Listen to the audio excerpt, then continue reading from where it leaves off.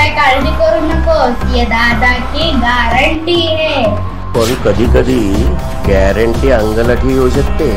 तुम्ही रस्त्यावर याल अशी कशी हमी द्याल, घरदार सांभाळून कोणा हमी द्या लिहून.